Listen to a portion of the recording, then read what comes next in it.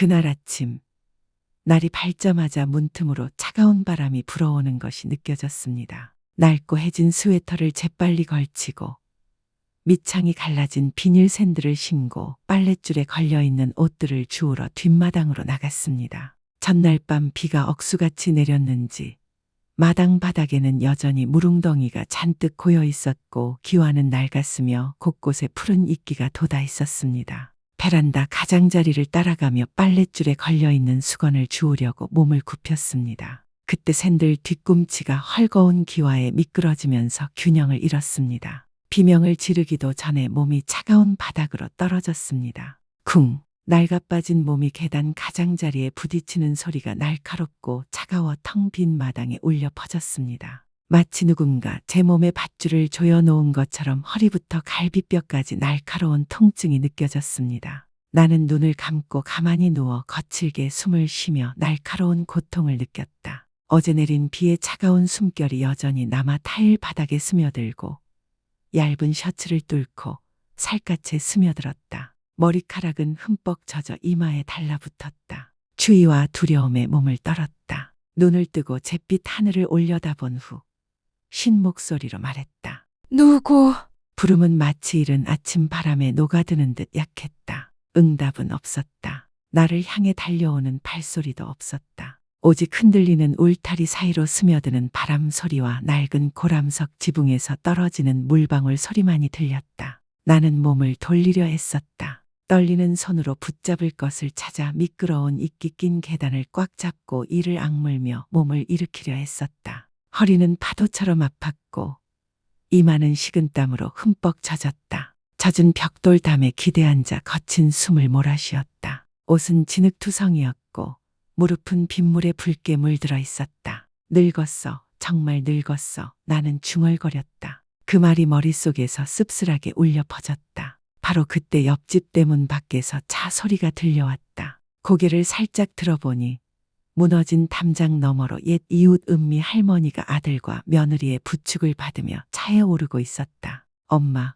털모자 꼭 쓰세요. 섬은 너무 추워요. 이번엔 푹 쉬세요. 우리가 다 해결했어요. 웃는 소리가 동네 전체에 울려 퍼졌다. 카메라 셔터 소리, 차 안에 아이들이 할머니를 부르는 제잘거리는 소리. 차는 굴러갔고 나는 여전히 그 자리에 앉아 지켜보며 가슴이 아팠다. 나는 고개를 숙이고 젖은 셔츠를 몸에 꼭 끌어안고 일어서려고 애썼다. 나는 왼손으로 아픈 옆구리를 움켜쥐고 오른손으로 벽을 더듬으며 천천히 집으로 들어갔다. 낡은 문이 삐걱거리며 열렸다. 차가운 공기가 밀려 들어왔다. 집안은 어두웠고 어제 오후 이후로 커튼이 쳐지지 않아 퀴퀴한 냄새가 벽마다 배어 있었다. 나는 절뚝거리며 테이블로 가서 낡은 나무 의자에 털썩 주저앉았다. 온몸이 떨렸다. 햇살이 막 떠올라 창밖으로 희미한 햇살이 비쳐 뼈만 앙상하고 핏줄이 도는 내 손을 선명하게 비추고 있었다.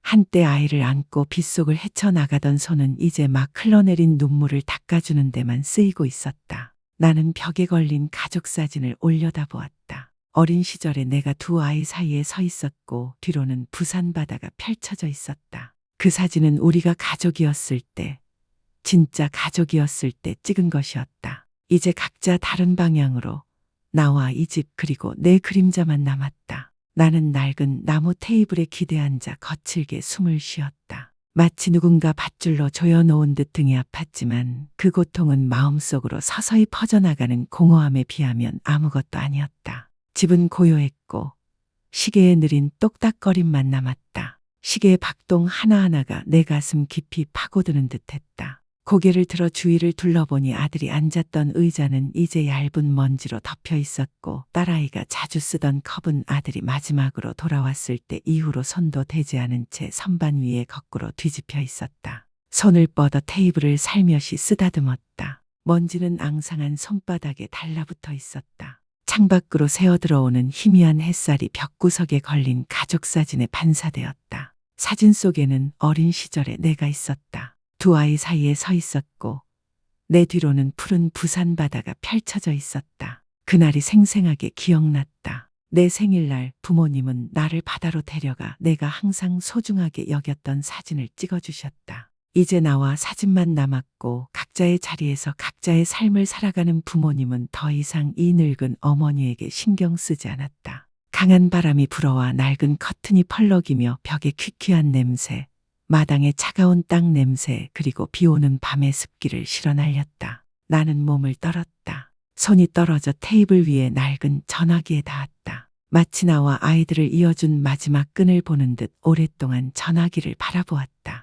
전화해야 할까? 아니면 다시 아이들을 귀찮게 해야 할까? 하지만 그때 두려움이 나를 압도했다. 이번에는 더 심하게 넘어지면 어쩌지? 아무도 눈치채지 못하게 누워있으면 어쩌지? 그 생각에 등골이 오싹해졌다. 나는 떨리는 손으로 아들의 번호를 눌렀다. 손은 땀으로 범벅이었다. 전화기가 귀에 닿자 삐삐삐 하는 소리가 정적 속에 맴돌았다. 아무도 전화를 받지 않았다. 나는 전화기를 테이블 위에 내려놓고 어두운 화면을 바라보았다. 잠시 후 용기를 내어 보내기 버튼을 눌렀습니다. 지훈아, 방금 넘어져서 허리가 너무 아파서 일어설 수가 없어. 시간 되면 돌아와서 병원에 데려다줘. 2번 읽고 보내기 버튼을 눌렀습니다. 화면에는 보내기라는 메시지가 떴습니다. 휴대폰을 내려놓고 여전히 휴대폰에 눈을 떼지 않은 채 속으로 간절히 바랐습니다. 집에 간다. 딱 한 줄만이라도. 하지만 화면은 켜지지 않았습니다. 조용한 집안에서 양철 지붕 사이로 스며드는 빗소리, 문틈으로 스며드는 바람소리, 그리고 여전히 똑딱거리는 시계 소리가 또렷하게 들렸다. 마치 늙은 어머니의 말없는 기다림을 비웃는 듯했다. 그리고 바로 그때 긴 시간이 시작되었다. 절망에 찬 기다림, 올지 말지 알 수 없는 답장을 기다리는 시간. 나는 그곳에 앉아 있었다. 낡은 휴대폰을 너무 꽉 움켜쥐고 있던 손끝이 저릿저릿했다. 눈은 어두운 화면에서 떼지 못한 채 문자 메시지나 수신 전화를 알리는 작은 불빛을 기다렸다. 벽시계의 똑딱거리는 소리가 타일 바닥을 밟는 누군가의 발소리처럼 들렸다. 매 순간 심장을 쿵쾅거리게 했다. 매 순간이 지날수록 나는 더 작고 공허하게 느껴졌다. 나는 전송됨이라는 글자를 바라보았다. 그 2글자뿐이었다. 읽음이라는 글자는 없었다. 답장을 알리는 미세한 진동도 없었다. 나는 앉아서 기다렸다. 5분, 10분, 그리고 30분. 집은 여전히 고요했다. 문틈으로 불어오는 바람 소리만이 어젯밤 비온 뒤 축축한 흙내음을 실어왔다. 주위에 섞인 그 곰팡내 때문에 몸이 떨리며 스웨터를 끌어안았다. 나는 조용히 집안을 둘러보았다. 딸아이가 쓰던 도자기 컵은 선반 위에 거꾸로 놓여 있었고 컵 테두리는 오랫동안 만지지 않아 누렇게 변색되어 있었다. 아들이 어렸을 때 앉아 공부하던 의자는 이제 얇은 먼지로 덮여 있었다. 창틀 옆 선인장 화분은 말라 회색 가시만 남아 있었다. 나는 선반 위에 물병을 주워 올리려고 테이블 가장자리로 다가가려 했다. 하지만 손을 뻗는 순간 등에서 날카로운 통증이 밀려와 숨을 헐떡이며 손이 축 늘어졌다. 나는 신음소리를 참으며 테이블에 기대앉았다. 밖에서 반얀나무 잎 하나가 떨어져 문틈으로 스치며 바닥에 떨어졌다. 나는 바라보았다. 내 마음은 앙상한 나뭇가지처럼 텅 비어 있었다. 손이 떨리는 손으로 전화번호부를 펼쳤다. 미영, 내 딸에게 전화를 걸었다. 그가 바쁘다는 걸 알면서도 오랫동안 전화가 오지 않았음에도 나는 여전히 희망을 품었다. 전화벨이 한참 울렸다. 1번, 그리고 2번, 그리고 전화가 끊겼다. 수화기를 내려놓고 테이블 위에 살며시 올려놓았다. 허리가 아팠던 것보다 가슴이 더 아팠다. 나는 말없이 앉아 밖을 바라보았다. 하늘은 잿빛이었다. 옆집 지붕 위로 참새들이 날아다니며 서로 지저귀고 있었다. 하지만 우리 집은 고요했다. 갑자기 생각이 떠올랐다. 오늘 내가 마당에 의식을 잃고 누워있다면 사람들은 언제쯤 알게 될까? 집에서 냄새가 나기 시작할 때, 아니면 밖에 있던 개들이 시체를 보고 크게 짖을 때. 나는 얼굴을 가렸고 나도 모르게 눈물이 흘렀다. 지훈이가 마지막으로 전화했을 때가 생각났다. 그의 목소리가 다급했다. 엄마, 몸 조심하세요. 나 엄청 바빠서 시간 날 때 다시 올게요. 자유. 나는 계절마다 그 자유 시간을 기다렸다. 검은 머리카락은 점점 회색으로 물들고 손발은 점점 떨렸다. 다시 전화기를 보았다. 가슴이 쿵쾅거렸다. 그의 목소리를 한 번이라도 듣고 싶었다. 하지만 두려웠다. 통화 중 신호음이 들리는 게 두려웠고 또다시 귀찮게 굴까봐 두려웠다. 베란다에 강한 바람이 휘몰아치고 빛바랜 커튼이 펄럭였다. 하늘은 마치 다시 비가 올 것처럼 어두웠다. 등골이 오싹해지며 몸을 떨었다. 나는 한때 따뜻했지만 이제는 차가워진 집 한가운데 꼼짝도 하지 않고 앉아 있었다. 시계는 계속 똑딱거렸다. 마치 내 안의 슬픔을 더 깊게 하는 듯. 그리고 깨달았다. 내가 뭔가 하지 않으면 영원히 여기 앉아 기다릴 거라는 것을, 더 이상 희망을 품을 힘이 없을 때까지 기다릴 거라는 것을. 나는 오랫동안 움직이지 않고 앉아 있었다. 마치 시간이 아직 흐르고 있고 내가 뒤에 남겨졌다는 것을 상기시키는 듯 리드미컬하게 똑딱거리는 시계 소리만 들었다. 집은 너무 조용해서 문틈으로 스치는 바람 소리가 파도처럼 박동처럼 또렷하게 들렸다. 내 앞에 놓인 휴대폰을 바라보았다. 화면은 칠흑같이 어두워 이 방만큼이나 차가웠다. 내가 보낸 메시지는 여전히 소리 없이, 희망 없이 멍하니 남아있었다. 보냈습니다. 읽음, 도 답장도 없었다. 나는 속으로 생각했다. 스스로에게 물었다. 아마 정말 바쁜 걸까? 바쁜데 왜 메시지조차 남기지 못하는 걸까? 아니면 이 늙은 어머니는 정말 쓸모없는 존재가 된 걸까? 현관 밖 하늘은 잿빛이었고 간간히 빗방울이 썩은 나무 문턱에 응결되어 떨어지기 시작했다. 나는 말없이 지켜보았다. 빗방울 하나하나가 내 눈물처럼 떨어졌다. 더 이상 흘러내릴 만큼 세지 않아 그저 조용히 내 가슴으로 스며들었다. 허리에서 느껴지는 날카로운 통증이 다리까지 퍼져나가며 나를 깜짝 놀라게 했다. 앉은 자세를 바꾸려고 애썼지만 움직일수록 고통은 더욱 확연해졌다. 나는 숨을 내쉬며 지친 듯 의자 등받이에 머리를 기대었다. 그 순간 수많은 기억들이 물밀듯이 밀려왔다. 지훈이가 처음 고열을 앓았을 때 나는 밤새도록 지훈이의 이마를 쓰다듬으며 깨어 있었다. 미영이가 마당에서 넘어졌을 때 나는 미영이를 안고 집으로 뛰어들었다. 그 모든 세월 동안 나는 아이의 모든 식사, 모든 잠, 모든 기침과 숨소리를 걱정했다. 지금은 너무 아파서 일어설 수 없지만 아이들은 아무도 모른다. 다시 휴대폰 화면을 보았다. 손이 떨렸다. 추위 때문이 아니라 자존심과 아이의 관심을 끌고 싶은 마음 사이에서 갈등했기 때문이었다. 엄마로서 이러면 안 된다는 것을 알았다. 하지만 내 마음은 더 이상 버틸 수 없었다. 떨리는 손으로 메시지를 열었다. 손가락은 지훈, 미영 두 이름을 하나씩 만졌다. 가슴이 쿵쾅거리고 눈물이 왈칵 쏟아졌다. 용서해줘. 딱 한 번만 보고 싶어. 그리고 한 글자 한 글자 타이핑하기 시작했다. 가장 아픈 순간, 내 아이에게 거짓말을 해야 했던 그 순간, 남은 작은 사랑을 붙잡기 위해서였다. 집구석에 웅크리고 앉아 낡은 스웨터를 꽉 감았지만 뼛속까지 스며드는 추위를 떨쳐낼 수는 없었다. 밖에는 간헐적으로 비가 내리고 있었고 베란다에서는 바람이 휘몰아치며 퀴퀴한 냄새가 진동했다. 집안은 고요했고 시계의 똑딱거리는 소리만 들렸다. 마치 내 심장이 지치도록 쿵쾅거리는 것 같았다. 눈은 테이블 위에 휴대폰에서 떼지 않았다. 화면은 어두웠고 보낸 메시지는 여전히 보냄이라고만 적혀 있었다. 얼마나 기다렸던 걸까? 5분, 10분, 아니면 30분. 시간이 멈춘 듯 보이지 않는 끈처럼 뻗어나와 내 심장을 꽉 조였다. 벽에 걸린 가족 사진을 올려다보았다. 우리 셋의 유일한 사진이었다.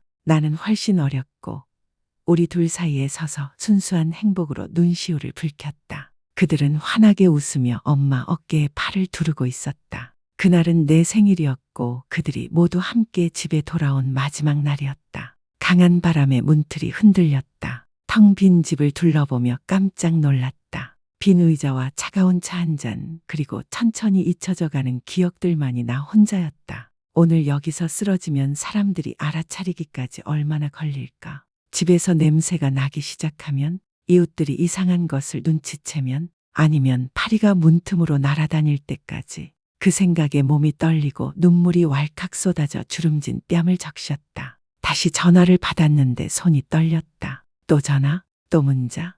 아니면 더 이상 귀찮게 하지 말자. 그런데 바로 그 순간 마음속에 작은 목소리가 울려 퍼졌다. 그냥 앉아서 죽을 때까지 기다려야 할까? 그들을 꼭 한번 봐야 해. 그러면 편히 죽을 수 있을 텐데. 메시지를 열었다. 손가락이 떨리고 눈은 눈물로 흐릿해졌다. 글자 하나하나를 썼는데 마치 칼이 내 심장을 꿰뚫는 것 같았다. 엄마가 방금 병원에 가셨는데 의사 선생님이 위에 종양이 있다고 하셨어요. 더 이상 지켜봐야 한다고 하셨는데 암일 수도 있다고 하셨죠. 멈췄다. 심장이 빠르게 뛰고 가슴이 욱신거렸다. 그 거짓말 때문이 아니라 내가 그 거짓말을 해야 했기 때문이었다. 하지만 더 이상 멈출 수 없었다. 나는 말을 이었다. 엄마는 죽는 게 두려운 게 아니야. 너희들을 한 번도 못 보는 게 두려울 뿐이야. 나는 그 글을 몇 번이고 읽었고 얼굴에는 눈물이 흘러내렸다. 비난도 의문도 원망도 없었다. 그저 눈을 감기 전에 아이들을 보고 싶어 애원하는 어머니일 뿐이었다. 나는 덧붙였다. 시간이 되면 이번 주말에 다시 와줘. 화면을 바라보며 보냄이 아니라 읽음, 이 표시되기를 조용히 바랐다. 하지만 그 희망은 너무나 허무하다는 것을 알고 있었다. 심호흡을 하고 보내기 버튼을 눌렀다. 전화기가 다시 꺼졌다. 집 안은 기와 지붕을 두드리는 빗소리에 잠겨 있었다. 나는 떨리는 눈으로 화면의 시선을 고정한 채 앉아 작은 기적이라도 일어나기를 바랐다. 5분, 10분, 내 안의 일부는 절망하기 시작했지만 다른 일부는 여전히 마지막 희망을 붙잡으려 애썼다. 그때 갑자기 벨이 울렸다. 문자 메시지 알림음이 울려 나는 깜짝 놀랐고 심장이 쿵쾅거렸다. 나는 전화를 움켜쥐었다. 손이 너무 떨려 거의 떨어뜨릴 뻔했다. 화면에 뜬 메시지는 이랬다. 엄마, 읽었어. 내일 하루 쉬고 일찍 돌아올게. 엄마, 기다려. 지훈이었다. 나는 입을 가리고 소리 없이 흐느꼈다. 눈물이 손 위로,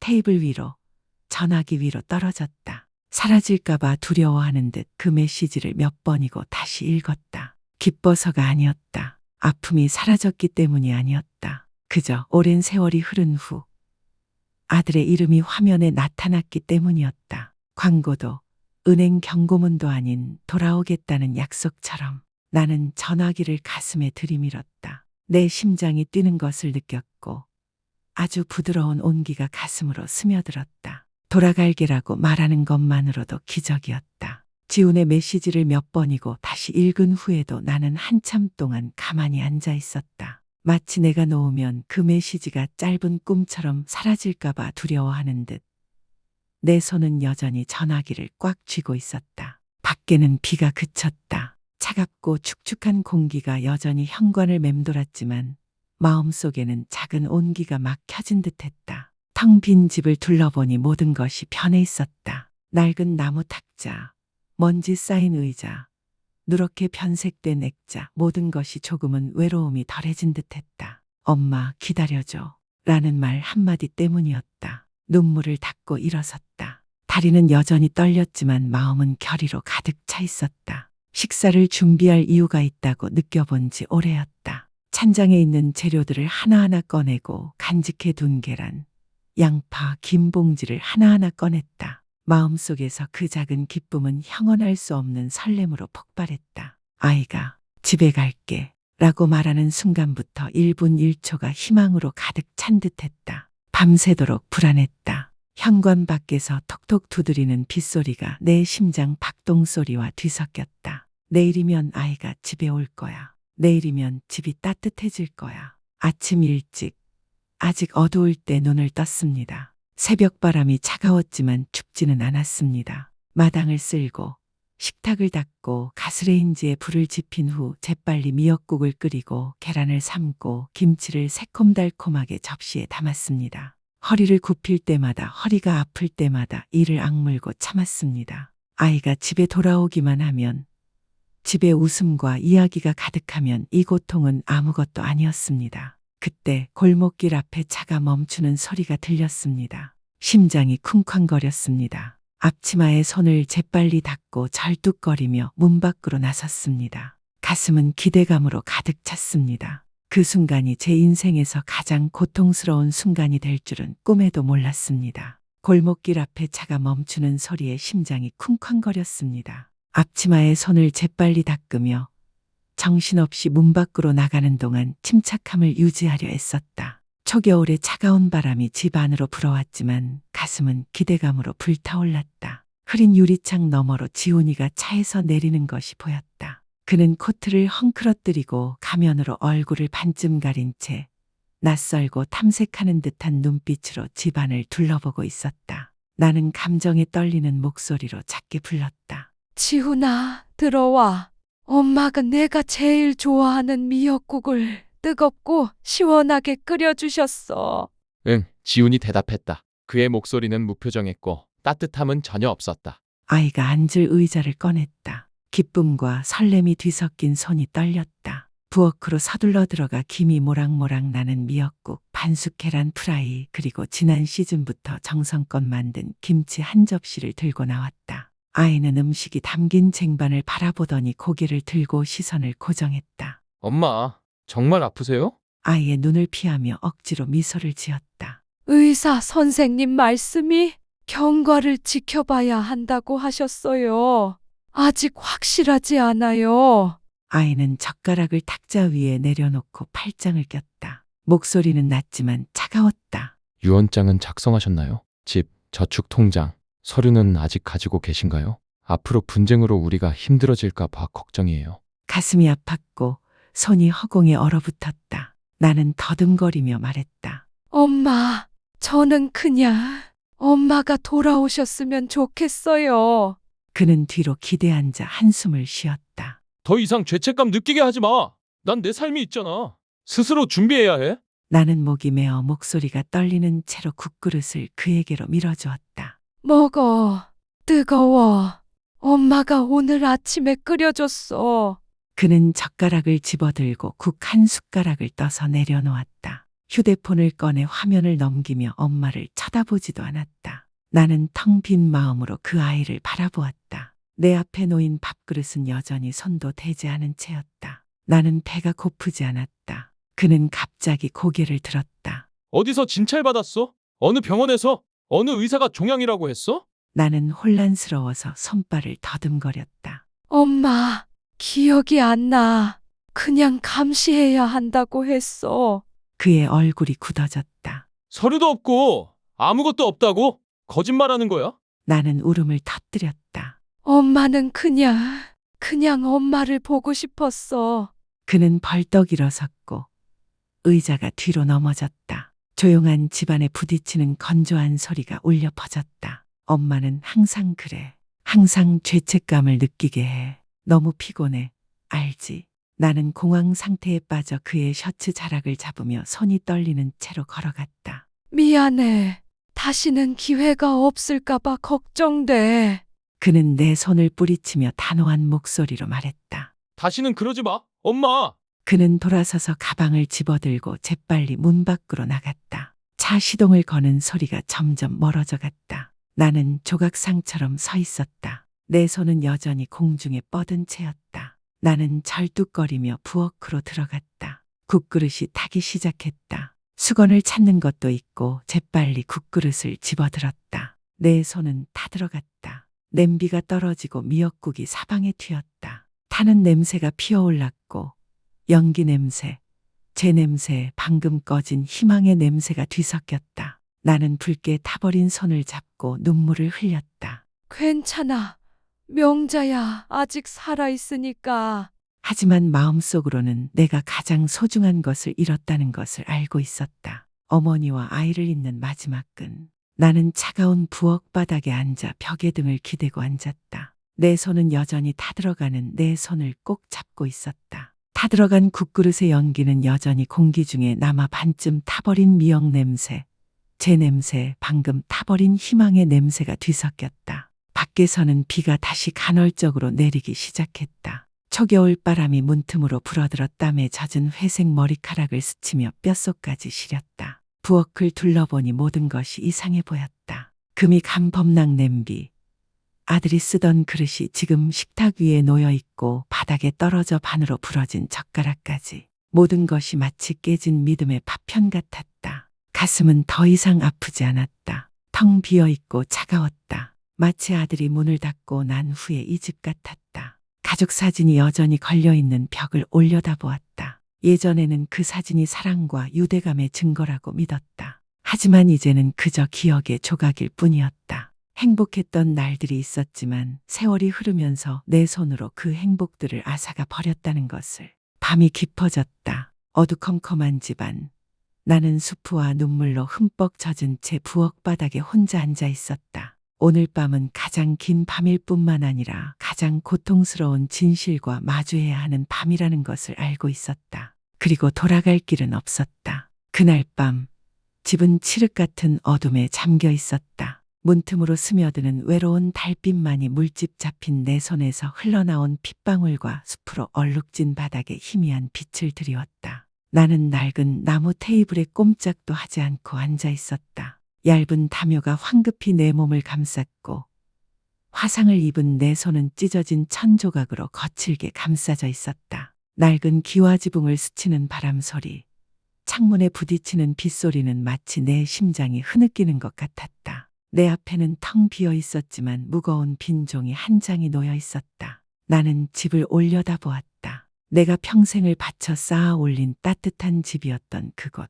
모든 것이 이제 기묘한 그림자처럼 보였다. 먼지 쌓인 의자, 타는 냄새가 진동하는 부엌 구석, 벽 모서리에 기울어져 있던 가족사진 액자. 펜을 쥔 손은 떨렸고 눈물 때문에 글자가 흐릿해졌다. 나의 유언. 나는 글쓰기를 멈추고 마당을 바라보았다. 어제 나는 아무도 눈치채지 못한 채 차가운 기와 바닥에 엎드려 쓰러졌다. 그날 일어나지 못했다면 어쩌면 모든 것이 지금쯤 끝났을지도 모른다. 하지만 나는 일어났다. 이 고통에 맞서기 위해서였다. 심호흡을 하고 글을 이어갔다. 저는 1954년생 명자입니다. 제정신이었을 때 이 유언장을 썼습니다. 제 집과 정원 그리고 저축을 모두 안사오 고아원에 남깁니다. 이곳이 고아들에게 안전한 곳이 되기를 바랍니다. 눈물이 글썽이며 말을 멈췄다. 아이들을 탓하는 건 아닙니다. 그저 제가 너무 많은 것을 바라고 너무 오래 기다렸을 뿐입니다.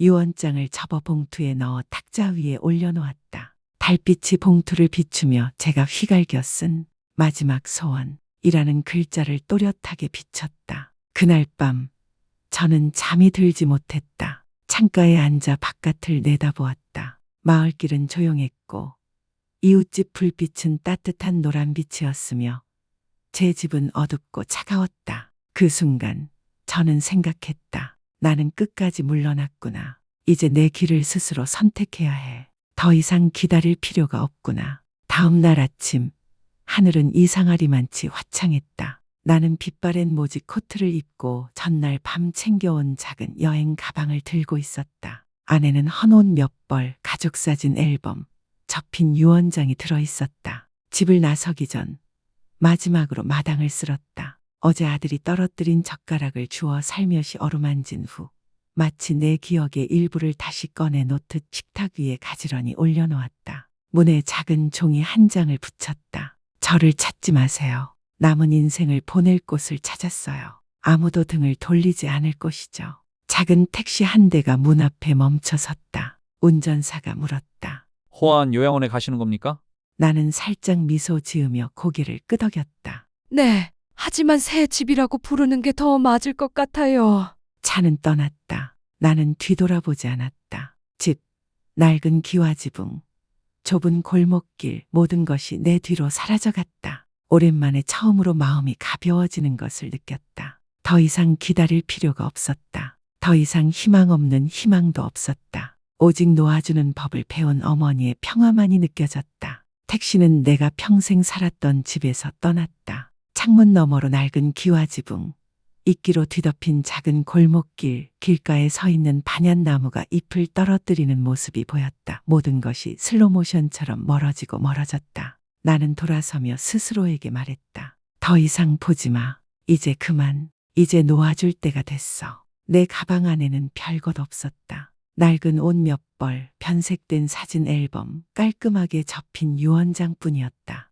모든 것이 깔끔하고 가벼웠다. 마치 긴 밤을 뒤척이며 얻은 결의처럼. 그 순간 내 가슴은 더 이상 아프지 않았다. 폭풍우가 지나간 후에 호수 표면처럼 가라앉아 오직 마비된 듯한 고요함과 평화만이 남았다. 차는 아이들을 학교에, 시장에, 사찰에 여러 번 데려다 주었던 거리들을 지나쳤다. 이제 그 장소들은 그저 추억일 뿐이었다. 돌아갈 곳이 더 이상 아닌 집과 함께 내가 남겨둔 추억들. 몇 년 만에 처음으로 가슴속에서 속삭임이 울려 퍼졌다. 다시 시작할 거야. 아무도 등을 돌리지 않는 곳에서, 여전히 귀 기울여 줄 수 있는 곳에서. 이른 아침 햇살이 차창을 통해 비쳐 내 가냘픈 손에 반사되었다. 나는 마치 혼자 간직할 남은 인생을 쥐어짜듯 여행 가방 끈을 살며시 꽉 쥐었다. 그리고 택시는 나를 새로운 장소로 데려갔다. 더 이상 외로움이 기다리고 있지 않기를 은밀히 바랐던 곳이었다. 택시는 완만한 언덕에 자리 잡은 붉은 기와집 앞에 섰다. 멀리 이른 아침 햇살에 반짝이는 푸른 바다가 보였다. 정문 앞에는 간소한 나무 간판이 걸려 있었다. 호화한 요양원, 평화의 집. 차 문을 열고 차에서 내렸다. 다리는 약간 떨렸지만 많은 짐 덕분에 마음은 가벼워진 것 같았다. 젊은 운전기사가 나를 바라보며 부드럽게 물었다. 여행 가방을 옮기는데 도움이 필요하신가요? 나는 고개를 저으며 미소 지었다. 괜찮습니다. 선생님, 제가 직접 처리하겠습니다. 감사합니다. 바닷바람이 살랑살랑 짭짤한 냄새를 실어 날렸다. 나는 심호흡을 하며 은빛 머리카락을 스치듯 스며드는 바람에 몸을 맡기고 짭짤한 냄새가 혀를 타고 스며들도록 했다. 오랜 세월 잊고 있었던 자유의 느낌을 조금씩 마음에 새겼다. 나는 여행 가방을 대문 안으로 끌고 들어갔다. 한 걸음씩 내디딜 때마다 슬픔, 원망, 오지 않는 메시지를 기다리며 보낸 긴 밤들, 그 모든 것을 내려놓는 듯한 기분이었다. 하늘색 제복을 입은 소녀가 다정한 미소를 지으며 나를 맞이하러 달려왔다. 명절 쉬세요? 긴 여정에 지치셨을 겁니다. 방으로 모셔다 드리겠습니다. 나는 고개를 끄덕이며 밝고 햇살 가득한 복도로 그녀를 안내했다. 복도에는 따뜻한 차와 가깝은 잔디의 은은한 향기가 가득했다. 바람 소리가 베란다에서 누군가 기타를 치는 소리와 어우러졌다.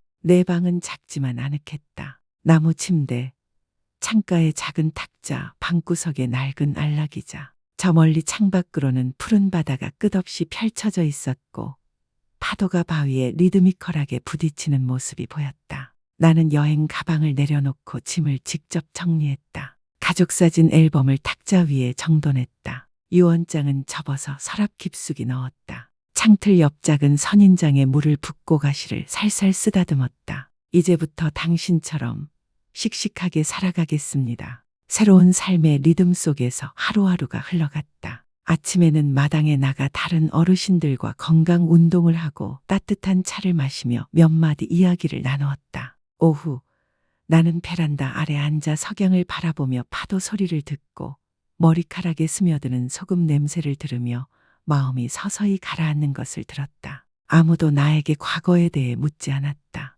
아무도 나를 동정하는 눈빛으로 바라보지 않았다. 여기 있는 모든 사람들이 나와 같았다. 모두 감정적인 상처를 겪었지만 원망이나 분노 없이 살아가기로 선택했다. 나는 아직도 가끔 오래된 앨범을 넘긴다. 그 희귀한 가족 사진을 보면 가슴속에 슬픔이 솟구친다. 지훈이와 미영이는 지금 어떻게 지내고 있을까? 괜찮을까? 하지만 나는 고개를 살짝 저으며 미소를 짓는다. 더 이상 아무것도 기대하지 않는다. 언젠가 문자 메시지나 노크 소리, 전화가 올 거라는 환상도 더 이상 갖지 않는다. 엄마, 나왔어요. 이제 매일 아침 눈을 뜰 때마다 푸른 파도를 바라보고 현관에서 지저귀는 새소리를 듣고 외로움에 물들지 않은 공기를 들이마실 수 있기를 바랄 뿐입니다. 그리고 몇 년 만에 처음으로 눈앞에 펼쳐진 광활한 바다를 바라보며 진정한 평화를 느낍니다. 더 이상 기다릴 필요도 불안할 필요도 없습니다.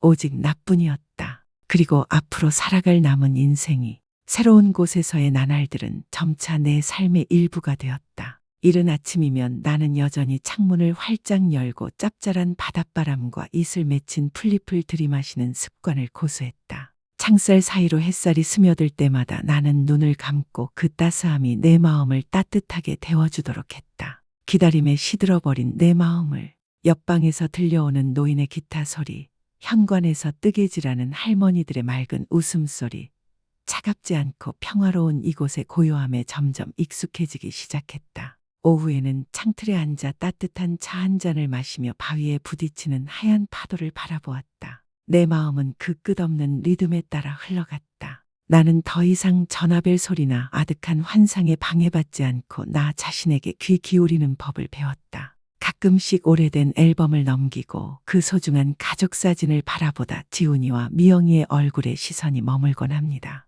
가슴이 뭉클해지는 순간들이 있습니다. 그럴 때마다 저는 스스로에게 말합니다. 놓아도 돼.